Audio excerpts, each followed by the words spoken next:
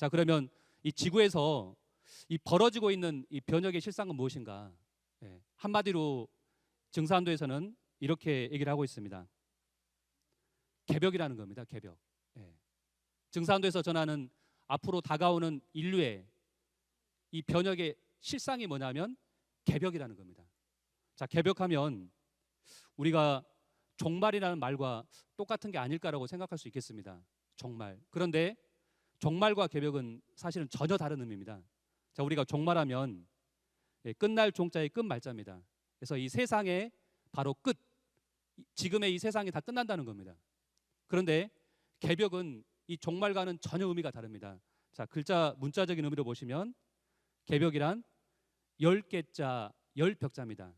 그래서 원래는 천지 개벽의 줄임말입니다. 그래서 하늘이 열리고 땅이 열리는 사건을 바로 개벽이라 합니다. 자, 원래 개벽이 천개지벽, 천지 개벽이란 말에서 왔습니다. 그래서 순간순간 이 천지의 질서가 시간과 공간이 새롭게 열려나가는 그 사건을 바로 개벽이라 하는 겁니다. 그래서 개벽을 통해서 모든 것이 이렇게 새롭게 열려나갑니다. 그리고 새로운 세상도 이렇게 열리게 됩니다. 그래서 개벽은 끝이 아닌 새로운 시작이라는 겁니다. 우리 인류가 안고 있는 모든 문제에 대한 희망의 새 소식, 새로운 출발, 이것을 증산도에서 전하고자 하는 것입니다. 개벽이라는 겁니다. 끝이 아니라. 그래서 개벽을 영어로 이렇게 번역을 하면 개벽을 그레이트 오프닝이라고 이렇게 번역을 합니다. 열린다는 겁니다. 그런데 위대한 열림, 가장 큰 열림, 이것이 바로 개벽입니다. 그래서 개벽은 우주의 재탄생, 우리가 살고 있는 이 하늘과 땅이 새로워지는, 완전히 근본 자체가 바뀌는 대사건이 바로 개벽이라는 겁니다. 그래서 The Rebirth of Heaven and Earth, 하늘과 땅이 리버스, 재탄생되는 사건이 바로 개벽이라는 겁니다. 그래서 지금 인류가 맞이하는 이 개벽 중에서 지금은 어떤 개벽이냐면, 우리가 이렇게 시간의 질서로 보면 봄, 여름, 가을, 겨울 4계절이 있습니다. 지금의 개벽은 바로 여름에서 가을로 넘어가는, 가을의 세상이 열리는 바로 가을 개벽기를 앞두고 있습니다. 그래서 문제가 있다는 것입니다. 그래서 지금 이 가을 개벽기라는 이 사실을 이해하려면은 증산도의 뿌리 되시는 태상 종도사님이 계십니다. 태상 종도사님께서 우리 인류에게 내려주신 우주와 인간의 깨달음의 최종본이 있습니다. 인간이 사유에서 이 우주에 대해서 신비를 밝힌, 그리고 그것을 한 장의 도표로 그려줬는데요. 그게 바로 이 우주일련 도표입니다. 우주관 공부의 최종 결론, 바로 우주일련을 이해하시면은 지금이 바로 가을 개벽기구나, 이걸 이해하게 되십니다. 그래서 이것을 이해하기 위해서 무엇을 알아야 되냐면은 다시 근본으로 돌아가서 우리가 자연의 답이 있다는 말합니다. 모든 문제는 사실 자연 속에 답이 있었습니다. 그래서 이 자연이 변해가는 바로 그 이치를 아시면, 즉 이 우주가 어떻게 변해가는가, 우주의 변화의 이치를 아시면은 이 세상 만사에 벌어지고 있는 현상의 원인을 알고 여기에 대한 근본 해법을 우리가 찾아나갈 수 있겠습니다. 그래서 증산도는 바로 우주 변화 원리, 이것을 가리킵니다. 그래서 한마디로 증산도의 태상 종도사님께서 이런 말씀하셨습니다. 상제님의 진리는 우주 원리다. 그리고 우주 원리가 바로 상제님의 진리다. 이런 말씀하셨습니다. 그러니까 증산도의 진리는 어떤 교리가 아닙니다. 어떤 종교의 교리가 아니라 이 대자연의 법칙, 우주 원리 자체가 바로 증산도 상제님의 진리입니다. 이것을 말하는 것입니다. 그래서 우주 변화의 그런 원리, 우주의 제일의 근본 법칙이 어떻게 되냐면, 상제님께서 이렇게 말씀해 주셨는데요. 증산도 도전 4편 58장에 상제님께서 이렇게 말씀해 주셨습니다. 내가 천지를 주재하여 다스리되 생장염장의 이치를 쓰나니 이것을 일러 무의하라 하느니라, 이렇게 말씀하셨습니다. 상제님은 천지의 주인이십니다. 천지를 다스리시는 원주인, 통치자를 예로부터 상제님이라 불렀었습니다. 그 상제님, 당신님께서 내가 천지를 주재하여 다스린다는 겁니다. 통치자로서.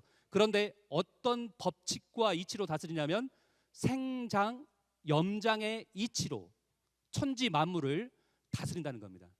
그리고 이것이 무의하다. 스스로 그람의 법칙으로 돌아간다는 겁니다. 그래서 자연이죠. 자, 이 생장염장이라 그러면 우주의 이치가 무엇이냐면, 자, 이것에 대한 태상종도사님의 말씀이 또 있는데 한번 이것으로 말씀을 드리겠습니다. 이 생장염장은 대자연의 이법입니다. 자, 보시면 천지라는 것은 이법이 있어서 그 정해진 대로 둥글어 간다. 천지의 이법은 생장염장이라는 겁니다. 자, 봄에는 물건을 내고, 이게 바로 생이죠. 탄생. 그래서 봄이 되면 새싹이 나지 않습니까? 그리고 여름에는 기르죠. 막 자라죠. 이게 장이고, 그 다음에 가을에 가면 봄에 물건 내서 여름철에 기른 그 진액을 전부 뽑아 모아서 통일 성숙을 시켜서 하나의 알갱이 열매를 맺습니다. 이게 거둘 염자에서 염입니다. 그리고서 겨울에 가면은 모든 활동을 멈추고 이렇게 폐장을 하고 쉽니다. 이렇게. 이게 바로 우주의 변화의 법도 이치인 바로 생장염장입니다. 자, 그런데 중요한 것은 뭐냐면 이 생장염장의 법도는 역천불변하는, 하늘이 변한다 해도 다시 바뀔 수 없는, 이건 절대적인 원리라는 겁니다. 이건 상대적인 게 아니라 우주의 절대 법칙이 바로 생장염장이라는 것을 상제님께서 이렇게 밝혀줬습니다. 자, 그러면 생장염장을 한번 좀 더 이렇게 이해를 해보시면은요. 자, 우주가 이렇게 시공간의 질서를 갖고 이렇게 돌아가는데요. 네. 자, 먼저 첫 번째 단계는 이렇게 봄이 되면 새싹이 납니다. 태어나죠. 이게 바로 생입니다. 그 다음에 이제 여름이 되면 막 자라죠. 예, 자란다. 이걸 한 글자로 장이라고 합니다. 그리고 이제 세 번째 단계 가면은 열매를 딱 맺습니다. 예, 열매를 거두는 거죠. 성숙하죠. 이걸 염이라고 합니다. 그리고 네 번째 단계 가면 모든 날급을 다 떨궈지고 생명의 수기가 뿌리로 돌아가서 쉽니다. 이렇게. 이것을 감출장이라고 합니다. 이렇게. 자, 그래서 우리가 이 사계절이라는 말, 봄, 여름, 가을, 겨울이라는 말이 어디서 왔느냐 보시면 봄이라는 말은 보인다에서 왔다는 겁니다. 보인다. 여름에 겨울이 눈이 다 녹고 봄이 되니까 새싹이 이렇게 보이더라. 이 보인다에서 봄이 왔다는 겁니다. 이렇게요. 그리고 영어로는 스프링이라고 하죠. 봄을. 스프링은 어떻습니까? 누르면 틱 올라오잖아요. 봐죠. 봄에 바로 올라오려고 하는 그 기운을 말합니다. 그걸 목기라고 하는데요. 이걸 봄이라고 하고, 여름은 열매에서 온 말입니다. 염으로 간다. 막 자라면서 염으로 가죠. 이렇게요. 그리고 가을이 되면 이 가을이란 말은 갓에서 왔다고 합니다. 갓. 영어의 커트, 자른다. 그러니까 생명 활동을 계속 자라는 게 아니라 어느 일정까지 자라고 거기에서 가을이 되면 딱 멈추고 생명 활동을 멈춘다는 겁니다. 자른다는 겁니다. 그리고 나서 열매를 딱 맺습니다. 그리고 겨울이 되면 겨한다, 이렇게 쉰다라는 말에서 이렇게 왔습니다. 자, 그래서 증산도에서 말하는 것은 바로 이제 우주 일련 소식인데요. 자, 우주의 법도가 바로 이렇게 생장, 염, 장으로 이렇게 변해갑니다. 그래서 우리가 생활하는 가장 기본 단위인 하루를 보시면은 하루도 보면 이렇게 생장, 염장의 이치로 둥글어갑니다. 바로 아침, 점심, 저녁, 그리고 밤. 네 마디가 있죠. 이렇게 시간에요. 그 다음에 지구 일련이 있습니다. 이렇게요. 초목의 변화를 우리가 느낄 수 있는 지구 일련을 보시면은 봄, 여름, 가을, 겨울. 그리고 더 큰 시간의 주가 있습니다. 바로 우리 인생. 우리 인생도 바로 인생에 이렇게 사계절이 있다는 겁니다. 생장, 염장, 이치에 따라서 내 인생의 봄철인 유년기, 유소년기가 있고, 그 다음에 내 인생의 여름철 청년기가 있습니다. 막 자라죠. 그리고 내 인생의 가을철이 있습니다. 장년기. 그리고 영원할 것 같지만 인생도 이렇게 막을 내리는 황혼역이 이렇게 다가옵니다. 내 인생의 겨울철, 노년기가 있습니다. 이렇게 해서 생을 마감합니다. 자, 그러면 이렇게 하루의 주기 속에서 생장, 염장도 둥글어가고, 지구도 봄, 여름, 가을, 겨울 사계절이 있고, 우리 인생 또한 이렇게 사계절이 있는데, 이것보다 더 큰 어떤 문명 단위의 사계절이 있겠죠. 문명의 어떤 흥망성쇠, 그런 사계절이 있을 겁니다. 분명히. 자, 그게 뭐냐면 바로 오늘 전하고자 하는 증산도의 우주 1년 소식입니다. 그러니까 우주에도 이 천지도 지구 1년 사계절처럼 봄, 여름, 가을, 겨울 사계절로 흘러간다는 겁니다. 그래서 우주에 봄이 있고, 그리고 우주에 여름이 있고, 우주에 가을이 있고, 우주에 겨울이 있다라는 것입니다. 근데 이것은 워낙 그 주기가 크기 때문에 인간의 삶이 한 100년밖에 못 살았기 때문에 이걸 몰랐었던 것뿐이지, 우주는 이렇게 둥글어 왔습니다. 이렇게요. 자, 그래서 우주에 이제 봄이 되면 지구 1년에서는 봄철에 초목이 새싹이 이렇게 나지 않습니까? 근데 우주 1년은 바로 우리 현생 인류, 지금의 우리 호모 사피엔스 인류가 바로 우주의 봄철 때 생겨났습니다. 이때 탄생을 한 거죠. 출현한 거죠. 그 다음에 여름이 되면 초목이 막 자라듯이 지구에서 인간이 이렇게 문명을 이렇게 개척하면서 문명을 발전시키고 인구도 막 증가를 이렇게 해왔습니다. 자, 그러면 계속 인구도 증가하고 지금의 과학 문명도 계속 발달하느냐? 그게 아니겠죠. 여름이 가면 가을이 오는 자연의 이치에 따라서 가을이 되면 어떻게 되겠습니까? 인류가 바라는 진정한 통일 문명, 그런 시대를 열게 되는 것입니다. 그게 바로 우주의 가을이 되어야만이 그런 문명이 이렇게 도래한다는 것입니다. 그리고 우주의 겨울은 바로 이제 빙하기인데요. 네. 자, 그래서 중요한 것은 이 천리가, 대자연의 법칙이 생장염장의 틀 속에서 이렇게 성숙해 감에 따라 인류의 문화도 천리와 더불어 성숙한다는 것입니다.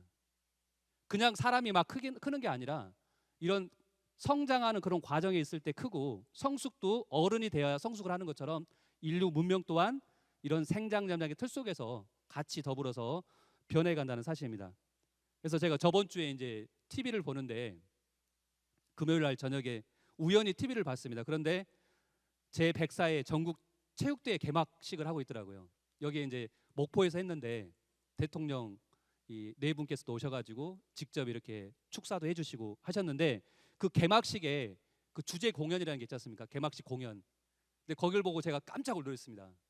자, 개막식 주제 공연이 크게 1막, 2막, 3막으로 돼 있었는데요. 1막이 태동하라 태고의 전남입니다. 주제가.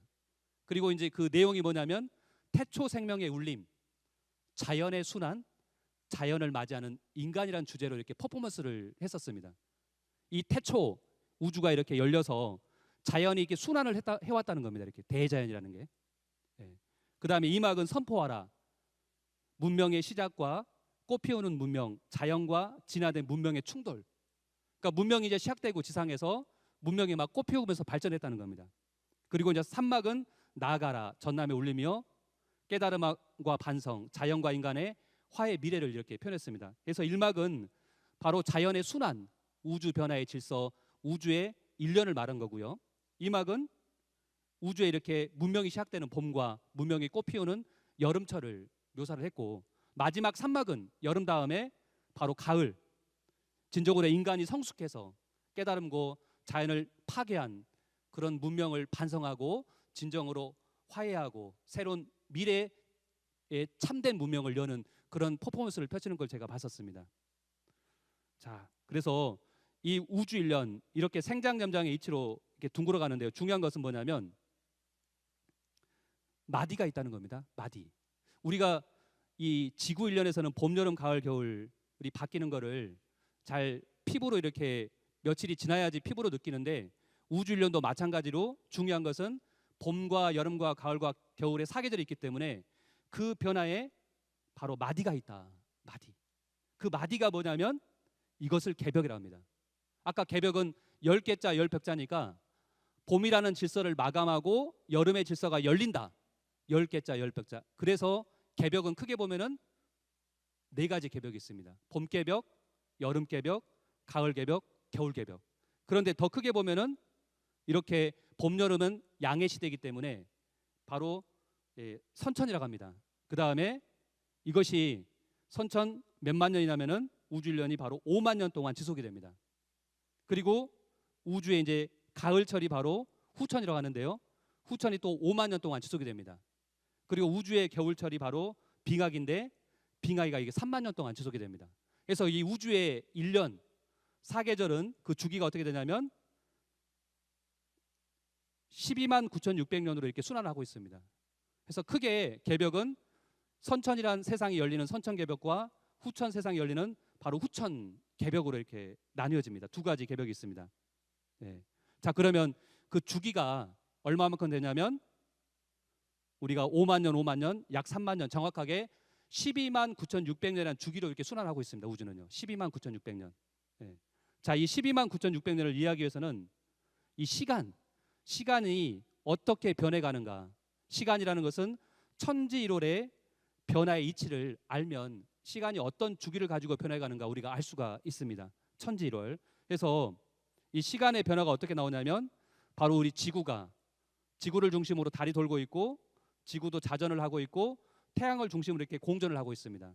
그래서 달이 지구를 한 바퀴 도는 거 우리가 이걸 한 달이라고 그러죠. 30일이죠. 달의 상수는 바로 30입니다. 그 다음에 우리 지구가 태양의 주위를 한 바퀴 도는 거 이거는 1년 12달입니다. 12달 10이라는 태양의 상수가 나옵니다. 그리고 지구가 또 한 바퀴 도는 거 이거를 동양의 시간으로 말하면 우리가 자축이며 진사오미 신유술에 해서 이것이 12가 됩니다. 자, 그래서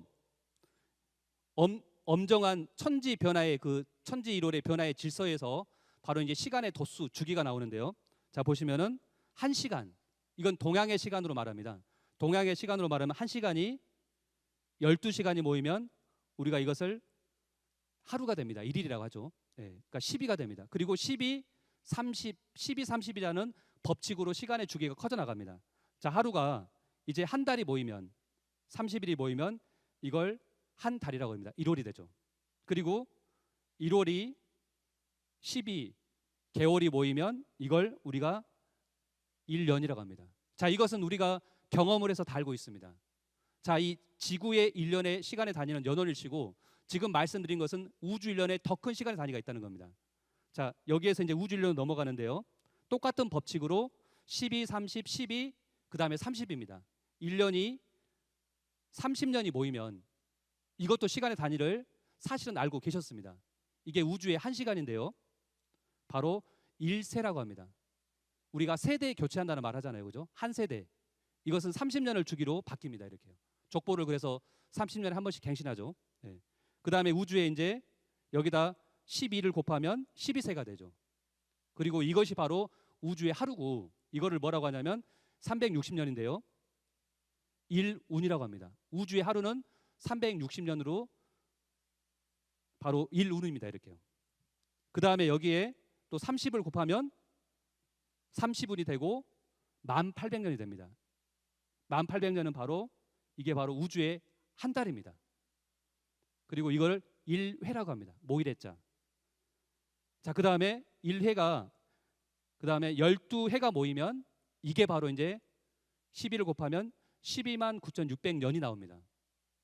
그래서 이것을 우주의 1년이라고 합니다. 단위로는 원이라고 합니다. 원. 그래서 지구 1년은 연원일시, 우주 1년은 원의 운세입니다. 너무도 이제 놀랍고 신비로운 거 뭐냐면 1원은 우주의 1년은 12만 9,600년이죠. 자, 그런데 우주의 한 달인 1회는 12만 9,600월이 됩니다. 그 다음에 우주의 하루인 1우는 12만 9,601이고요. 1세는 12만 9,600시라는 겁니다. 그러니까 이 12만 9,600수라는 것은 천지인의 생명의 순환의 개벽 정수입니다. 그러니까 하늘과 땅과 인간이 12만 9,600수로 둥글어 간다는 겁니다. 순환의 주기로. 참 신비롭고 놀랍죠. 그래서 하늘은 바로 360년 곱하기 360회에서 12만 9,600년으로 봄, 여름, 가을, 겨울로 순환한다는 겁니다. 우주는요. 천지는. 그 다음에 지구가 이렇게 자전을 360도 하고 태양주를 한 바퀴 돌면 우리가 지구 1년이라는 주기가 나옵니다. 360도 곱하기 360회에서 12만 9,600도. 이것은 지구 1년이죠. 자, 그 다음에 우리 인간도 12만 9,600수로 둥글어 갑니다. 자, 보시면 인간은 생명 활동을 음양으로 하고 있습니다. 호흡을 1분당 18회 정도 띱니다. 성인 기준으로. 맥박은 72회를 띄고 더하면 90회를 음양 운동을 하고 있습니다. 생명 유지 활동을. 거기에 바로 1시간 60분을 곱하고 하루 24시간 곱하면 정확하게 하루에 12만 9,600회를 뛰고 있습니다. 참으로 신비롭죠. 우리 인간도 12만 9,600 수로 생명 활동을 하고 있더라. 놀랍고. 그래서 이 12만 9,600 수라는 것은 천지인의 변화의 정수다. 하늘과 땅과 인간이 공이 12만 9,600 수로 둥그러 간다는 것입니다. 놀랍게도. 자, 그래서 우주 1년이 12만 9,600년이라는 게 그냥 나온 게 아니라는 겁니다. 이런 우주 변화의 그런 법칙에 의해서 이렇게 12만 9,600도로 우주는 이렇게 둥그러 간다는 것입니다. 자, 그러면 이 지구 1년은 12만 9,600도, 우주 1년은 12만 9,600년인데요. 자, 선천 5만 년, 후천 5만 년 이렇게 둥그러 가는 거 빙하기 3만 년으로 이렇게 순환을 하는데요. 과연 우주가 이렇게 12만 9,600년이라는 거대한 주기로 순환하는 목적은 과연 무엇일까요? 우주의 목적이 있다면 하늘과 땅에 존재하는 그리고 우리 인간이 내가 태어나서 살아가는 목적이 있다면 과연 그건 무엇일까요? 그건 우주의 목적을 알아야 되겠죠. 그건 무엇일까요? 자, 이거에 대해서 증산도 태상 종도사님께서 정말로 알기 쉽고 명쾌하게 밝혀졌습니다. 자, 보시면은요, 천지도 목적이 있다는 겁니다. 그냥 둥그러 가는 게 아니라는 겁니다. 목적이 있어서 태어나서 우주도 둥그러 간다는 것입니다. 그래서 질서정연하게 둥그러 가는 것이다. 자, 보시면 지구 1년은 초목 농사를 짓는 주기고, 지구라는 것은 이 초목 농사를 짓는 주기입니다. 벼농사. 크게 보면 그런 똑같은 이치로 우주가 12만 9,600년을 주기로 순환하는 목적은 뭐냐면 바로 사람 농사를 짓는 주기랍니다. 이게 사람. 우리 인간을 천지가 낳아서 기르고 가을에 열매를 맺는 것처럼 가을에 열매를 맺기 위해서 우주는 순환무궁하게 둥그러 간다는 것입니다. 네. 자, 그래서 우주의 목적은 바로 지구 1년은 초목농사고 우주의 목적은 이렇게 초목농사는 여름철에 이렇게 여물어 가고 마지막에 가을이 돼서 이렇게 열매를 맺는 거. 그리고 우주 1년은 사람 농사라는 것입니다. 그래서 사람은 100년밖에 못 사는데 우주의 봄, 여름철이 5만 년이기 때문에 그래서 윤회가 있었던 겁니다. 100년밖에 못 살기 때문에 봄에 생겨나서 가을에 가야만 열매를 맺기 때문에 인간은 완성을 하기 때문에 태어나서 죽고 다시 오고 이렇게 윤회를 한 겁니다. 이렇게요. 그래서 여름철 말까지 지금. 그래서 지금 우리 보통 현대인들은 윤회를 20번에서 30번 정도 했다고 합니다. 그렇게 해서 지금 여기까지 오신 겁니다. 여름철 말까지. 그리고 마지막 후천 개벽을 넘어서 비로소 이제 열매를 맺습니다. 열매 인간. 열매 인간은 인간이 완성한다는 겁니다. 우리가 다 신과 같은 그런 존재가 된다는 것입니다. 자, 그러면 지금 우리는 어디 와 있는가? 우리는 지금 어느 때 와 있는가? 나는 과연 지금 어느 때 살고 있는가? 이걸 아셔야 됩니다. 이 때에 대한 중요성, 때를 모르고 우리가 지금 살고 있는데요. 과연 지금 서기 2023년은 과연 어느 때인가? 우주의 시간대에서 우주의 봄인가, 여름인가, 가을인가, 겨울인가? 최소한 이건 알고 살아야지 않겠습니까? 자, 상제님께서 이렇게 말씀해 주셨는데요. 지금은 우주의 가을로 넘어가는 대변혁기다라고 말씀하셨습니다. 이제 온천하가 대개벽기를 맞이했느니라. 100년 전에 상제님께서 오셔서 이렇게 말씀하셨습니다. 지금이 대개벽기를 맞이했다는 겁니다. 이거는 천지개벽. 그리고 천지대운이 이제야 큰 가을의 때를 맞이했다. 큰 가을, 우주의 가을을 말합니다. 그 다음에 지금은 온천하가 가을 운수의 시작으로 들어서고 있다는 겁니다. 시작. 가을 운수가 들어가는 때, 여름이 끝나고 가을로. 그래서 지금은 가을 천지로 들어가는 바로 대개벽기입니다. 지금 지구촌에 벌어지고 있는 모든 변혁의 실상은 바로 대개벽기에 있기 때문에 그런 현상이 벌어진다는 겁니다. 이제 온천하가 대개벽기를 맞이했느니라 이렇게 말씀을 해줬습니다. 그래서 지금 우리는 어디에 와 있는가? 바로 대개벽기, 여름이 끝나고 우주에 가을이 오고 있다는 것입니다. 이 가을이 오고 있다는 이 소식을 80여 인류가 모르고 있습니다. 이걸 아셔야 됩니다.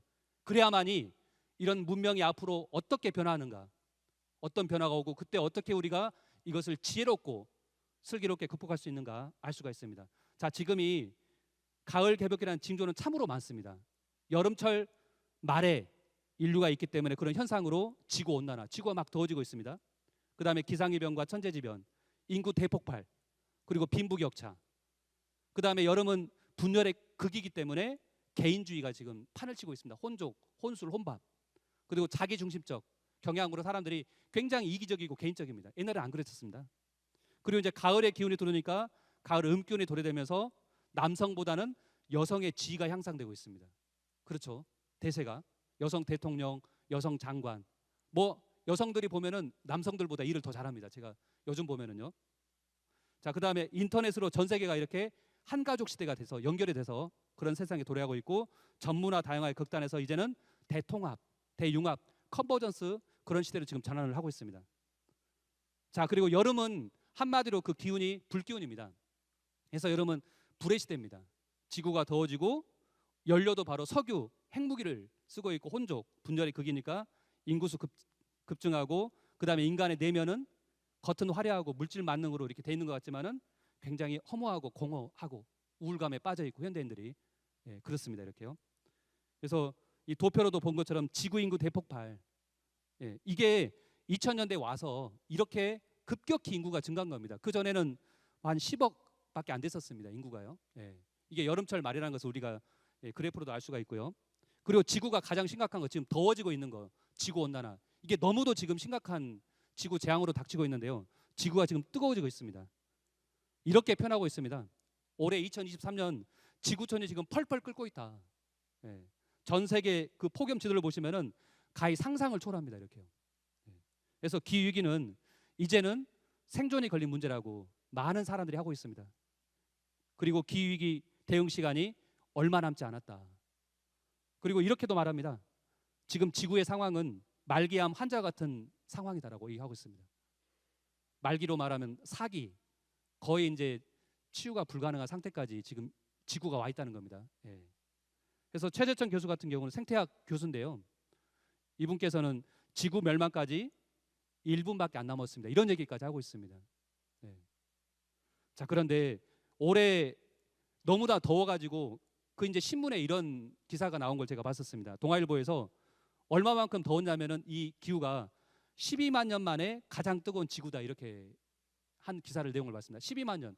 왜 이렇게 더운가를 받고 그걸 추적을 해보니까 과거에 12만 년 만에 그때 더위만큼 또 더워졌다는 겁니다. 어떤 주기를 얘기하고 있는데 12만 년을 얘기하는 걸 이렇게 기사에 나왔었습니다.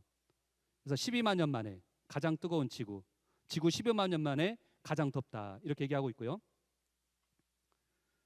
그 다음에 기상학자도 이렇게 얘기를 하고 있습니다. 약 12만 5천 년 전 정점을 찍은 마지막 간빙기 이후 인류가 가장 뜨거운 지금 날씨를 경험하고 있다. 더 정확하게 12만 년에서 12만 5천 년이라고 말하고 있습니다. 12만 5천 년. 그래서 그런 내용들이 심상치 않게 계속 뉴스로 이렇게 나왔었습니다. 12만 5천만 년에 지구가 지금 가장 덥다. 바로 12만 5천 년 가장 더운 여름. 뭔가 주기가 있다는 것입니다. 그래서 이거 실제로 남극 빙하를 이렇게 분석해 가지고 그 기후 변화를 분석해 보니까 항상 지구가 이렇게 일정하지가 않았다는 겁니다. 기후가 이렇게 오르고 내리고 간빙기 빙하기가 주기적으로 찾아왔다는 겁니다.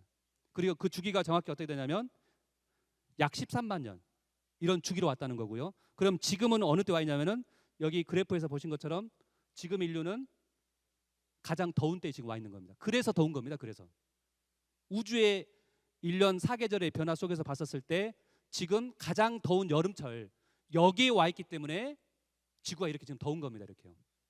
그래서 12만 5천 년 뉴스에서 말한 것처럼 12만 9,600년을 거의 근사치로 얘기를 하고 있습니다. 그러니까 지금은 여름철 말에 다 온 거예요. 이렇게요. 이제 몇 년 안 남았습니다. 가을로 들어가는 때가. 자, 그래서 지금은 우주의 여름철 말기, 불기운이 지배하는 시기로, 그래서 지구온난화 가열하로 덥다는 것입니다. 이것을 증산도에서는 우주 일련 이 소식을 통해서 인간과 우주에 대한 깨달음의 최종본 우주 일련을 통해서 지금 인류가 우주의 여름철에서 가을철로 바뀌는 하추 교역기에 살고 있기 때문에 이런 지구온난화, 기후재앙을 막고 있다는 것입니다. 그래서 기후변화는 한마디로 뭐냐, 이건 계절변화입니다. 계절이 바뀌는 거다. 이것을 동양에서는 한마디로 아까 계절 변화의 마디를 개벽이라고 그랬습니다. 개벽, 두 글자로 개벽. 지금 지구촌에 불고 있는 기후 재앙의 원인은 온실가스, 인간의 이유가 아니라 지금 우주의 여름철에서 가을철로 바뀌는 때에 와 있기 때문에, 개벽기이기 때문에 이런 변혁이 있다는 것입니다. 그래서 이걸 우리가 바르게 알아야 됩니다. 근본 원인. 우리가 모든 것은 현상 이유는 반드시 원인이 있습니다. 근본 원인. 그래서 어떤 조짐과 징조와 이렇게 전조라는 게 있는데요. 이것의 근본 원인을 알아야만이 정확하게 이런 일들이 벌어지는 이유를 알고 해법을 찾아나갈 수 있겠습니다. 그래서 한마디로 지금은 우주의 여름철에서 가을로 들어서는 하추 교역기다. 우주의 이걸 환절기랍니다. 계절이 바뀜의 맞이다. 천지의 계절이 바뀌는 바로 지금은 개벽기란 사실입니다. 자, 그런데 상대님께서 이런 말씀을 하셨습니다. 천하에 지진이 자주 일어나면 일이 다 된 줄 알아라. 이런 말씀하셨습니다. 앞으로 지진이 더 자주 일어나면 때가 다 됐다는 겁니다. 개벽이 온다는 겁니다. 여름과 가을이 바뀌는 대변혁이 있다는 겁니다. 자, 그러면 뉴스를 하나 좀 보겠습니다. 예, 실제 이제 지진이 일어났는데 그 지진의 충격으로 어떤 변혁이 있었냐면 자전축이 바뀌었다는 얘기입니다. 한번 영상을 한번 좀 보겠습니다. 지구 온난화로 그린란드와 남극의 빙하가 녹아내리면서 지구의 자전축인 북극점이 영국 쪽으로 이동하고 있다는 분석이 나왔습니다. 미국 연방우주항공국 나사 제트추진연구소의 수란드라 아드히카리 연구원은 최근 국제학술지 사이언스 어드밴스의 이 같은 연구 결과를 발표했습니다. 예, 넘어가겠습니다. 이 내용은 제가 설명으로 좀 드리면은 그 지구 자전축이 이 지진의 충격으로 조금 이렇게 이동을 했다는 겁니다. 그러니까 지진이 자주 일어나면 이게 극단으로 가면은 자전축이 흔들린다는 겁니다. 이렇게요. 그래서 이번 가을 개벽, 여름과 가을이 바뀌는 때 어떤 변혁이냐면 지금 지축이 이렇게 23.5도 기울어져 있습니다. 이게 바로 선천 지축도입니다. 항상 지구는 기울어져 있는 게 아니라 계절이 바뀌면 지축이 또 바뀝니다. 그래서 이번에 선천으로서 후천으로 넘어갈 때 가을 개벽기에는 지축이 기울어진 지축이 이렇게 똑바로 서게 됩니다. 이렇게. 예. 그러면서 타원형이 정원형으로 바뀝니다. 그래서 1년이 이제 360일의 세상에 도래하게 됩니다. 그러면 사시가 조화로운 청아명료한 그런 낙원의 세상에 도래하게 됩니다. 이게 모든 종교에서 말한 바로 이제 지상 낙원이 된다는 겁니다. 근데 그게 그냥 오는 게 아니라 이런 지축 변동에 의해서 지축이 정립돼야만이 그런 세상이 이제 도래하게 됩니다. 자, 그런데 이렇게 지축이 축미선으로 기울어져 있고 그 다음에 자방, 좌우선이 이렇게 있죠. 예. 자, 보면은 축미라는 방향이 좌우 방향으로 오게 되는 거죠. 그럼 어떻게 됩니까? 자가 빠지고 축이 좌방향으로 들어오게 됩니다. 그렇죠?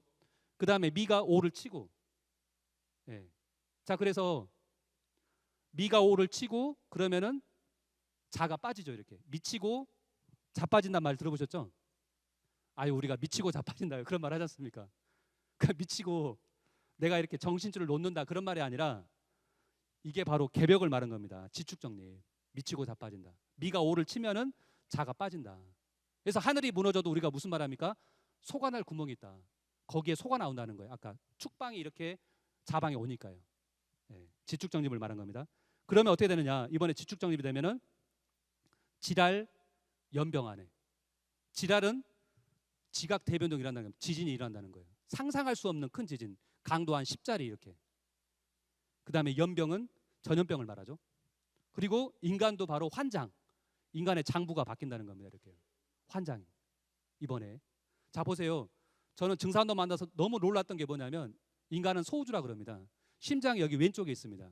심장은 마음을 관장하는 장부인데요. 마음이 기울어져 있어요. 인간의 마음이 이렇게 항상 불안하거든요. 근데 정확하게 배꼽에서 심장이 기울어진 각도가 지축이 기울어진 각도 23.5랑 똑같다고 합니다. 이 우연이 아닙니다. 그래서 인간도 이번에 개벽을 하면은 심장이 가운데로 들어갑니다. 이렇게 환장이 됩니다. 그러면서 인간이 호모 데우스, 유발 하레가 말했던 그런 신이 된 인간, 그런 인간으로 이렇게 바뀝니다. 이번에. 자, 그래서 이런 천지 자연의 질서와 바뀌면서 문명과 인간이 총체적으로 변혁이 앞으로 이제 닥치게 되는데요. 자, 도전 말씀, 상자님 말씀을 통해서 한번 말씀을 드리면 이런 말씀이 있습니다. 장차 서양은 큰 방죽이 된다 그랬습니다. 미국, LA, 샌프란시스코, 뉴욕 이런 데가 다 방죽이 되고 북부 유럽 같은 경우도 다 잠겨버린다는 겁니다. 그 다음에 불교벽은 일본에서 날 것이요. 일본은 후지산이 폭발해가지고 라제타 효과처럼 모든 연쇄작용으로 화산이 폭발해가지고 바닷속으로 침몰한다는 겁니다. 이걸 일본이 다 알고 있어요. 그 다음에 물개벽은 서양, 서양은 물바다가 된다는 겁니다. 그리고 이런 말씀도 하셨는데요. 앞으로 개벽이 될 때는 산이 뒤집어지고 땅이 쩍쩍 갈라져서 푹푹 빠지고 무섭다. 지각 변동으로 땅이 막 다 갈라진다는 겁니다. 이렇게. 자, 그리고 아까 말씀드린 에드가 캐시 같은 잠자는 예언가도 이렇게 얘기했습니다. 일본의 대부분은 틀림없이 이번에 바닷속으로 들어갈 것이다. 틀림없이 must go into the sea. 반드시 틀림없이 들어가게 된다는 겁니다. 그러면서 타너 대송사라고요. 예. 우리 불교의 최고의 학생인 타너 스님께서 이렇게 얘기했습니다. 그러면은 우리나라는 동남해안 쪽 백리 땅이 피해를 입는다는 겁니다. 해운대 영화 보셨지 않습니까? 부산 해운대 메가 쓰나미가 닥쳐가지고 다 잠겨버리잖아요. 그런 것처럼 이번에 동해 백리 40km가 물에다 잠겨버린다는 겁니다. 울산 같은데 포항, 김해. 김해라는 말은 쇠금자에다가 바다자를 썼거든요. 김해 있잖아요. 그게 가을이 되면 바다가 된다는 겁니다. 거기까지 물이 차버려요. 이렇게요. 이런 변혁이 앞으로 찾아온다는 겁니다. 자, 그래서 한마디로 저는 이 상제님 말씀을 너무도 좋아하는데요. 상제님께서 이렇게 말씀하셨습니다. 이때는 생사 판단의 가을 개벽이라는 겁니다. 우리가 맞이하고 있는 개벽은 과연 무엇이냐? 이것은 생과 사를 판단하는 겁니다. 상제님께서 하루는 세간에 전해오는 백조일손이라는 말에 대하여 말씀하시기를, 백조일손이라는 말이 세간에 전해 내려왔습니다. 100명의 조상 중에 한 명의 자손이 산다는 거예요. 100분의 1 확률이. 자, 그러시면서 이렇게 말씀하셨는데, 자, 왜 그런 일이 벌어지냐면, 사람이 이렇게 많이 희생당하냐면 가을 바람이 불면 낙엽이 지면서 열매를 맺는 법이니라. 자, 가을이 되면 어떻습니까? 가을 바람이 싹 불면 하루아침에 낙엽이 우수수 떨어져 있잖아요. 그리고 거기에 딱 열매가 맺습니다. 이게 가을에 열매 맺는 이치입니다. 이게 진리입니다. 그러므로 이때는 생사 판단을 하는 때니라. 지금 80억 인류가 나름대로 살아보겠다고 다 사는데 가을이 오면, 가을 개벽이 오면은 낙엽 떨어지듯이 우수수 떨어진다는 겁니다. 자, 그러면 이렇게 가을은 열매와 쭉정이, 낙엽을 판별하는 때입니다. 판단하는 때. 열매와 낙엽, 뭐가 돼야 되겠습니까? 초목의 탄생과 변화의 목적 또한 성장 또한 열매일 것입니다. 열매가 돼야 되겠죠. 쭉정이 돼서 떨어지면 안 되겠죠. 자, 그래서 태상 동도사님께서 이렇게 말씀해 주셨습니다. 가을에 열매 하나 맺지 못한다고 할 것 같으면 봄, 여름에 하는 것은 있어야 한 푼어치도 필요치 않은 과정이다. 가을에 열매가 되지 못하면 봄, 여름의 그 수고로움 다 수포로 끝난다는 겁니다. 자식 농사 지었는데 자식이 죽어버렸어요. 사고로, 교통사고로. 부모는 심정이 다 무너지지 않습니까? 그런 것처럼 인류가 이번에 열매가 돼야 되는데 낙엽에서 떨어지는 인생으로 전락해버리면 무슨 의미가 있겠습니까? 자, 그런데 천재의 엄정한 법도는 춘생추살로, 봄에는 생명을 낳지만 천재의 이법이라는 것은 가을에는 죽이면서 그런 차가운 금기운이 들어오면서 싸면서 열매를 맺는다는 것입니다. 현상적으로는 죽음을 당하는 거지만, 그래서 지금은 천지에서 열매와 쭉정이를 가리는 가을 개벽기입니다. 그래서 수많은 철인들, 예언가들이 앞으로 인류가 맞이하는 이 대개벽 현상에 죽는 인류를 깨우쳐주기 위해서 벌써 한 소식을 다 들려줬습니다. 이런 변화가 오니까 준비를 해야 된다. 자, 뭐라고 했냐면 격암 남사훈 선생님은 백조일손 천조일손이라고 그랬습니다. 백조일손은 우리 한민족이고 전 세계 사람들, 서양인들은 천조일손이라는 겁니다. 1000명 중에 1명 산다. 아까 일본 같은 경우는 그냥 바다로 들어가 버리잖아요. 서양도 물바다 되고 100명, 1000명의 조상 가운데 자손은 겨우 하나 살 운수다라고 말을 했고요. 그 다음에 미셀 노스다머스, 현대 문명의 대도시들이 치명적인 질병으로 오염되며 서구 세계가 처참하게 몰락한다는 얘기를 하고 있습니다. 서양이 멸망한다는 거예요, 이렇게요. 그리고 빛은 동방으로부터, 동양의 바로 그런 진리, 구원의 메시지가 거기서 나온다는 얘기를 하고 있고요. 루스 몽고메리 같은 경우는 앞으로 90% 이상이 희생당한다, 인류에. 지금 80억 인류인데요. 90%면 얼마가 희생당하는 겁니까? 이건 정말로요, 깊은 밤 한번 고민을 한번 해보셔야 됩니다. 한번 생각해 보십시오. 이런 분들이 그냥 거짓말을 이렇게 후세 사람들에게 이렇게 알리고 그런 게 아니겠지 않습니까? 이렇게요. 자기 평생에 어떤 깨달음의 결론으로 이 한 소식들 다 들려주고 있습니다. 자, 그 다음에 일본의 기다노 대승정이라고요. 선통사의 그 큰 대선사신데 이분이 신인이 와가지고 이분에게 전해준 앞으로 변혁에 대해서 말씀했었는데요. 그때 일본 사람은 얼마 사고 우리 한국 사람은 얼마 사는가 이런 얘기를 했습니다.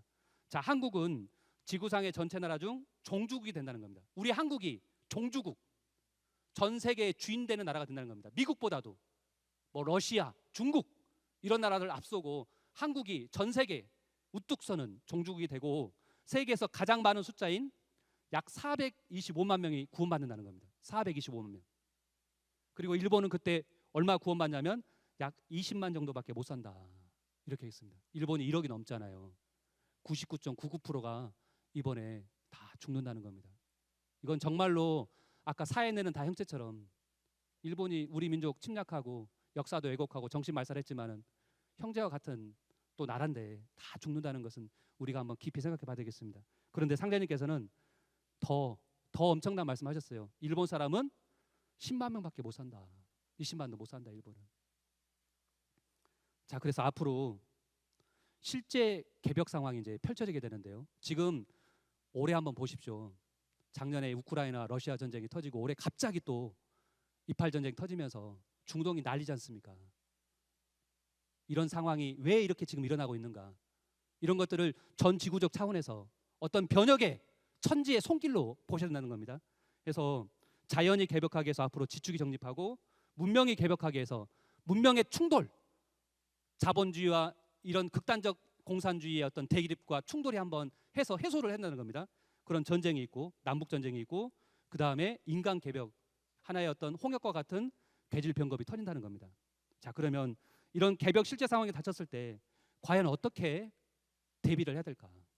어떻게 하면 이런 개벽의 파고를 넘고 인류가 그토록 바라고 염원했던 새로운 지상낙원 세상을 맞이할 수 있을까?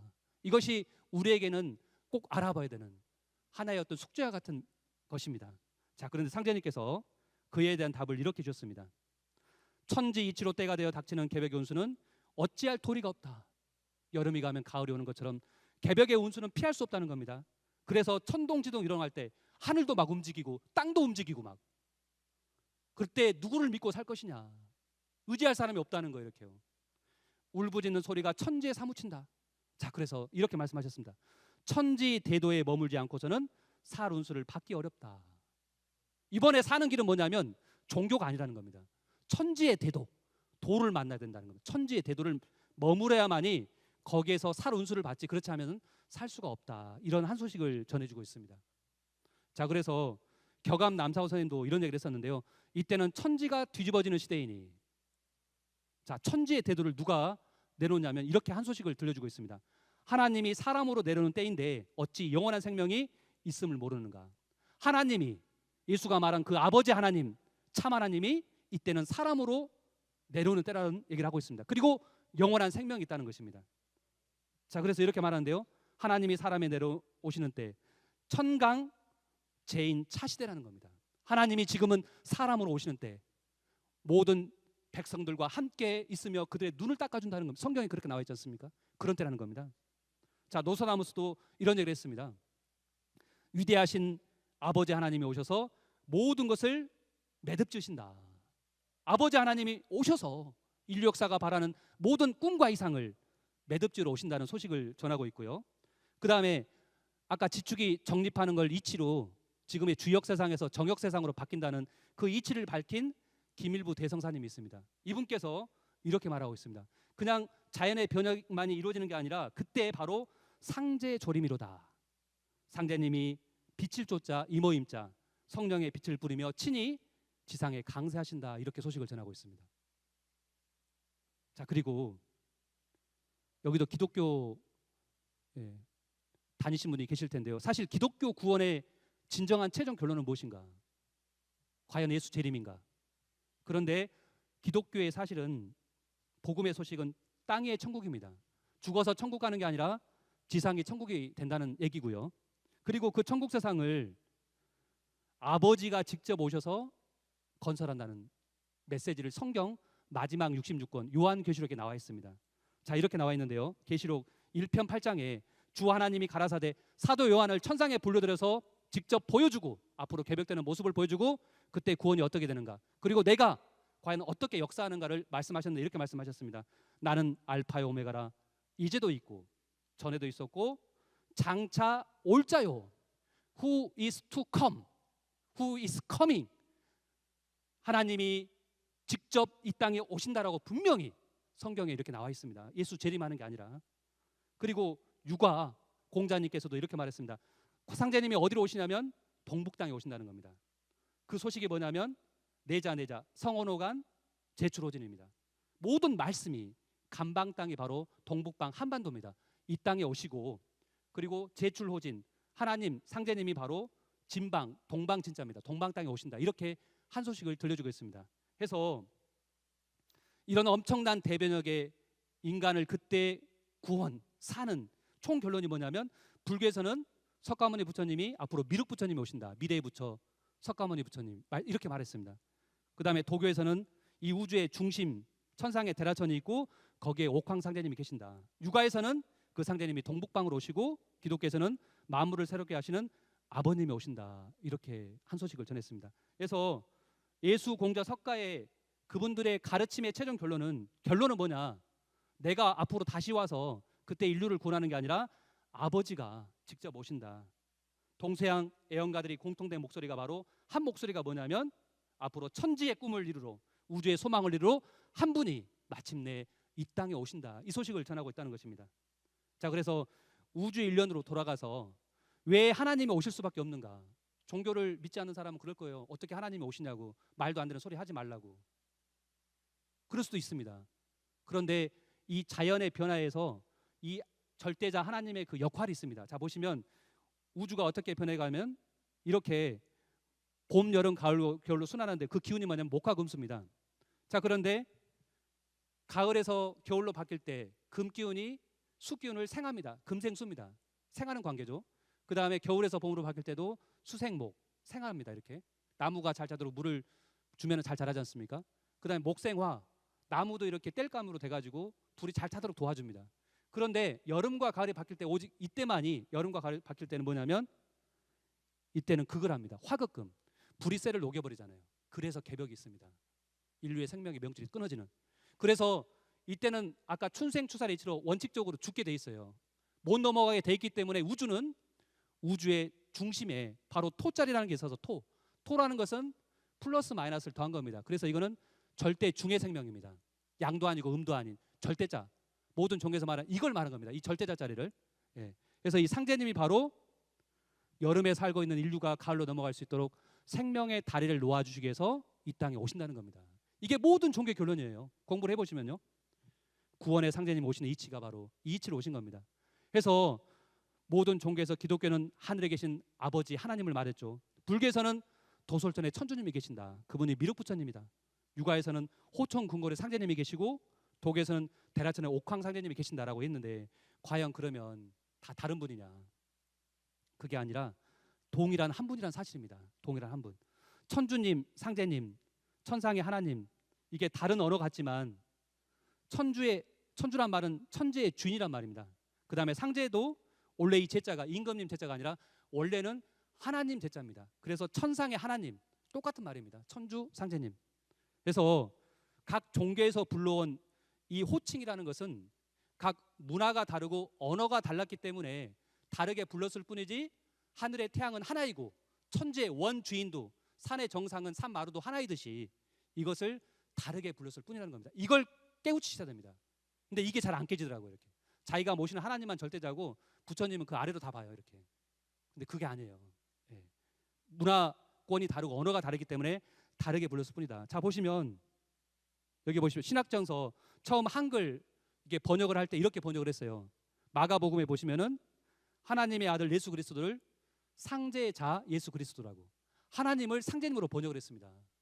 아, 하나님이 우리 동양 문화권에서는 상제님이구나. 자, 그리고 여기 보시면은 미륵이란 말이 이게 마에트리아 불교 말 여기에서 왔습니다. 버머에서. 그리고 그 근원이 뭐냐면 마에트라 이게 중세 때 태양신 미트라란 말에서 불교로 가서 미륵이 됐고 그 다음에 기독교로 가서 이게 메시아 사상이 됐습니다. 그러니까 메시아하고 미륵이 다른 분이 아니라는 거예요. 예. 그래서 결론은 뭐냐면 하나님과 미륵과 상제님이 다른 분이 아니다. 한 분이다. 한 분. 한 분이 오시는 겁니다. 자, 이것을 하나님이 오시기 직전에 바로 예수 공자 석가가 2000년 3000년에 오셔가지고 그걸 노래했고 하나님이 계시고, 그리고 그때가 이제 오시니까 마지막 준비를 시키기 위해서 출연한 게 뭐냐면 현대사의 진정한 출발점이 바로 동학입니다. 동학. 우리가 동학을 너무도 잘못 알고 있는데요. 동학의 진정한 메시지는 뭐냐면 동학은 인내천이 아닙니다. 이건 동학의 본질적인 가르침이 왜곡된 건데요. 동학은 뭐냐면 상제님의 강세를 노래했습니다. 그리고 상제님이 오셔서 종교를 뛰어넘는 무국대도가 앞으로 출현한다는 소식을 전한 게 바로 동학입니다. 동학. 그래서 아버지 하나님이, 아버지 상제님이 직접 이 땅에 오신다. 이게 바로 동학입니다. 그리고 그걸 노래한 게 뭐냐면 바로 시천주입니다. 시천주. 예. 천주님이 바로 이 땅, 우리 한반도, 여기 대한민국에 오신다는 소식을 전했습니다. 시천주. 그래서 지금은 천주님을 모셔야 된다. 인간으로 오시는 천주님을 만나야 된다고 이런 소식을 전했습니다. 예. 그래서 모실 시자. 우리는 그동안 믿어왔습니다. 하나님이 있다는 것을. 근데 이제는 그 하나님이 인간으로 오시니까 그 천주님을 만나고 그분을 섬겨라. 그래서 모실 시자, 이렇게 시천주라고 노래를 했습니다. 그 노래가 바로 시천주 조화정 영세불망 만사지. 이거는 가을 우주를 노래하는 겁니다. 가을에 오시는 아버지 하나님, 참 하나님, 상제님, 천주님을 진정으로 모셔서 모든 조화를 다 정하고 영세불망, 영원토록 5만 년 세상에 그 은혜를 잊지 못하겠습니다. 어떤 은혜? 만사지. 세상 만사를 호언이 하는 앞으로 도통이 나옵니다. 인간이 신선이 됩니다. 그런 말할 수 없는 멋진 세상이 펼쳐지게 됩니다. 그래서 마침내 모든 인류가 그토록 학수고대하고 인류의 그런 고통을 진정으로 구원해 주실 위해서 아버지 하나님께서 이 땅에 오셨습니다. 언제 오셨냐? 정확하게 1871년 신민년, 지금으로부터 153년 전에 이 동방 땅, 바로 여기 대한민국, 우리 한반도 여기로 오셨습니다. 우리는 한민족의 후손이지 않습니까? 우리의 혈통으로 하나님께서 오셨다는 것입니다. 성부 하나님께서. 그분이 바로 증산도에 모시고 계시는 도조이십니다. 그래서 증산도 이 도조이신 상제님은 우주의 조화주 하나님이면서 통치자 하나님이고 그리고 미륵부처님이시라는 것입니다. 예, 그래서 상제님께서 오셔서 내가 바로 그 사람이다, 이런 말씀을 해줬습니다. 자, 여기 보시면 예수를 믿는 사람은 예수의 재림을 기다리고, 불교도는 미륵의 출세를 기다리고, 동학신도는 채수운의 갱생을 기다리나니. 자, 그렇죠. 기독교인들 신앙의 목적은 예수 재림입니다. 불교도는 미륵의 출세고 동학신도는 채수운의 갱생을 기다렸어요. 자, 그런데 이렇게 말씀하십니다. 누구든지 한 사람만 오면, 한 사람이 와서 오면 각기 저의 스승이라 따른다는 겁니다. 한 사람이 와서 모든 종교 무신론자 할 것 없이 80억 인류의 진정한 참 스승으로 오신다는 겁니다. 한 사람이. 자, 그리고 기독교의 결론도 말씀해 주셨는데요. 예수가 재림한다 하나, 예수가 재림하는 게 아니라 나를 두고 한 말이다. 내가 올 것을 예수 재림절로 사도 바울이 그렇게 왜곡을 시켰어요. 실제로 요한계시록에 분명히 하나님이 오신다고 분명히 그렇게 말씀하셨지 않습니까? 예. 자, 이런 말씀도 하셨습니다. 저는 이 말씀을 보고 야, 진짜 상제님은 진짜 참하나님이구나. 예수 공자 석가를 이렇게 말씀하셨습니다. 공자 석가 예수는 내가 쓰기에 내려보냈다. 내가 쓰기 위해서 2000년 전, 3000년 전에 그 문화권에 보냈다는 겁니다. 그 문명을 교화시키고 사람들을 길러내기 위해서. 그래서 과거의 성자들은 다 진실된 한 목소리를 이렇게 하겠습니다. 거짓말을 할 수가 없잖아요. 내가 하나님이다, 이런 말을 감히 못하지 않습니까? 해서 아버지가 보내서 왔다, 아버지의 천명을 받고 왔다 그랬는데 153년에 오신 상제님께서 뭐라 그러냐? 내가 스스로 나는 내려왔다. 상제님은 우주에서 가장 높으신 분이기 때문에 누가 내려보낼 수 없는 분입니다. 직접 스스로 이 땅에 인류를 구원하기 위해서, 아버지가 아들을 살리기 위해서 몸소 대속하기 위해서 그 길을 걸어가는 것처럼 아버지께서 고난의 형극을 걸으시고 인류가 이번에 살 수 있는 구원의 법방을 이렇게 주셨습니다. 그 인간으로 오신 상제님의 그 조노가 있습니다. 이름이 있고 우리가 성함이 있고 그 다음에 20대가 넘으면 조노를 쓰는데요. 조노가 바로 증산이십니다. 시루증자 밀산자. 예. 증산. 예. 그래서 결론을 좀 내리면 증산도는 그래서 종교가 아니라 시루는 모든 것을 성숙하고 완성하고 열매를 맺는다는 의미가 있습니다. 그래서 증산도는 우주 앞으로 열리는 가을 세상에 그런 열매 진리, 종교의 최종 목적지 열매이기 때문에 이건 교가 아니라 도라고 합니다. 그래서 증산교가 아니라 증산도라고 합니다. 그리고 무국대도, 동학에서 말했던 무국대도입니다. 그래서 증산도는 종교가 아니라 우주 가을철의 열매절입니다. 예. 그래서 한 그루의 나무도 보시면 뿌리가 있고 줄기가 있고 열매가 있듯이 이렇게 뿌리 문화, 줄기 문화, 열매 문화가 있습니다. 그래서 인류 문화도 그런 과정을 통해서 발전해 왔는데 이제 마침내 우주의 가을철을 맞이해서 그런 열매 문화가 이렇게 나온 것입니다. 그래서 나무로 말하면 이렇게 뿌리, 줄기, 열매가 있는 것처럼 뿌리 종교, 줄기 종교, 열매 종교가 있는데요. 예. 그래서 뿌리 종교, 유불선 기독교가 있기 전에 원신교가 있었고요. 그 다음에 우리가 줄기 종교가 바로 유불선 기독교입니다. 그리고 이제는 종교의 열매 시대를 맞이해서 무국대도 증산도가 이렇게 나온 겁니다. 예. 자, 그리고 상제님께서 오셔서 이번에 인류를 구원하기 위해서 두 가지 그 조화 주문이 있습니다. 예, 인류를 살리기는 시천주와 태울주인데요. 시천주 주문은 천주님을 모시는 조화 주문이고, 이 태울주란 주문이 있습니다. 이거는 뿌리를 찾는 주문이다. 내 생명의 뿌리. 그래서 우리가 가을이 되면 뿌리로 돌아가서 낙엽이 지면서 열매를 맺는 것처럼 이번에는 뿌리를 찾아야 열매를 맺습니다. 근데 이 태울주의 첫 번째 구절 훔치는 천지 부모를 찾고 내 생명의 진정한 뿌리를 찾고 내 조상을 한을 풀어주는 그런 생명의 주문입니다. 자, 상제님께서 이런 말씀하셨습니다. 태울주는 5만 년 운수 탄 사람이 있느니라. 5만 년 운수.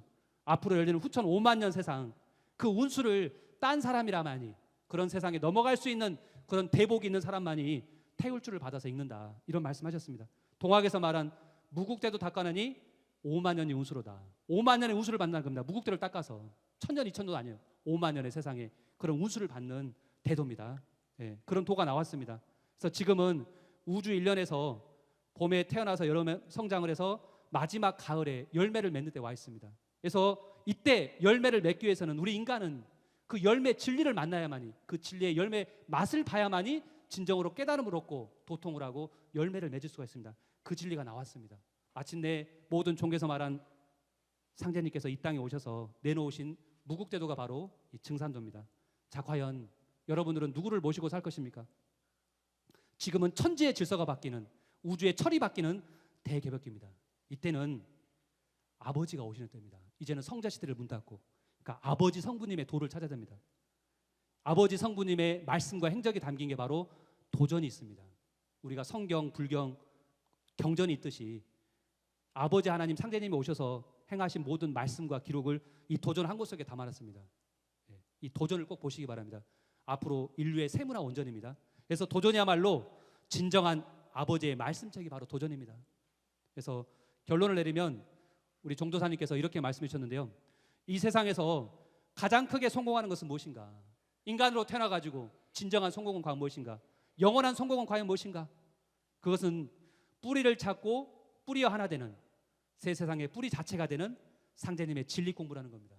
한번 증산도, 여기 상생방송에 오셨으니까요, 한문화 중심 채널, 우리 증산도 대표적인 우리 한민족의 국교가 이 증산도입니다. 그래서 정말 증산도 도전 한번 꼭 한번 읽어보시기 바랍니다. 끝으로 우리 한민족의 혼이 담긴 노래 아리랑 있지 않습니까? 아리랑 아리랑, 이 뜻이 뭔가? 1만 년 역사 속에서 구비구비 전해서 이렇게 지금도 전 세계에서 가장 아름다운 노래로 찬양하고 가장 많이 부르는 노래인데, 아리랑의 뜻이 과연 무엇일까요? 아리랑, 아리랑, 아리 바로 하나님, 하나님과 함께라는 의미가 있다는 겁니다. 그래서 아리랑 가사말을 보면은 아리랑, 아가 이게 하나님을 뜻합니다. 열십자가. 그리고 마을 리자, 하나님의 세상, 후천 세상을 말하는 겁니다. 그 세상으로 넘어가는 그 랑이라는 그 젊은이 랑자입니다.